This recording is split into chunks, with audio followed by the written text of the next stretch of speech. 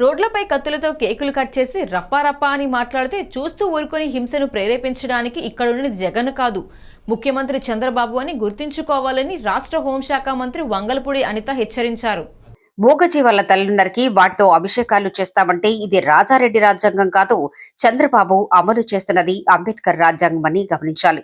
తప్పు చేస్తే శిక్ష తప్పదని అసెంబ్లీ వేదికగా హెచ్చరిస్తున్నాం. గీత దాటితే ఎంతటి వారికైనా కటకటాలే. శాంతి భద్రతలకు విఘాతం కలిగిస్తే ఉపేక్షించేది లేదు అని హోంమంత్రి హెచ్చరించారు. శాసనసభలో హోంశాఖ పద్దుపై చర్చ సందర్భంగా ఆమె మాట్లాడారు.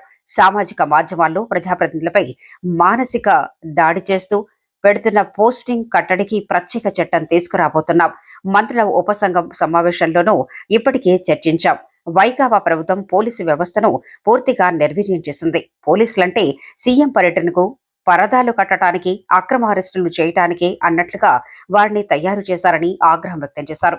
దిశ పోలీస్ స్టేషన్లు పెట్టి వాటికి చట్టబద్ధత కల్పించని అసమర్థులు గత పాలకులు అని హోంమంత్రి మండిపడ్డారు. అదేవిధంగా అధ్యక్ష, ఆ రోజు గౌరవ ముఖ్యమంత్రి గారు ఇంటి గేటుకి తాళ్లేసి కట్టి పోలీసులు పహారా కాసిన ఆ సంఘటన కూడా మర్చిపోకూడదు. అదేవిధంగా అధ్యక్ష, తిరుపతి ఎయిర్పోర్ట్లో కూడా బయటకు రానివ్వకుండా కిందను కూర్చోబెట్టిన సందర్భాన్ని మర్చిపోకూడదు.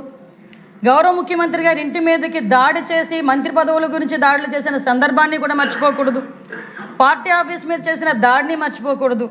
అన్నిటికన్నా ముఖ్యంగా అధ్యక్ష, ఇక్కడున్న సభ్యులు కానీ ప్రజలు కానీ మర్చిపోకూడని సందర్భం ఇదే అసెంబ్లీ సాక్షిగా ఆ మహానుభావుడిని అవమానించిన తీరును కూడా ఎట్టి పరిస్థితుల్లో మర్చిపోకూడదు అధ్యక్ష.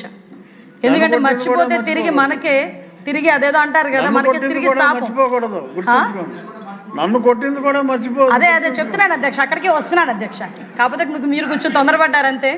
ఎందుకంటే ఇది ముఖ్యమంత్రి గారికే కాదు అధ్యక్ష, పవన్ కళ్యాణ్ గారికి కూడా, మన డిప్యూటీ సీఎం గారిని కూడా నడి రోడ్డు మీద కూర్చోబెట్టడమే కాదు, కార్లు దించారు, హోటల్లో బందీ చేశారు, 3 రోజులు 4 రోజులు ముళ్ళ కంచెలు అడ్డుగా పెట్టారు, నడుచుకుంటూ వెళ్తే పరిగెట్టించారు.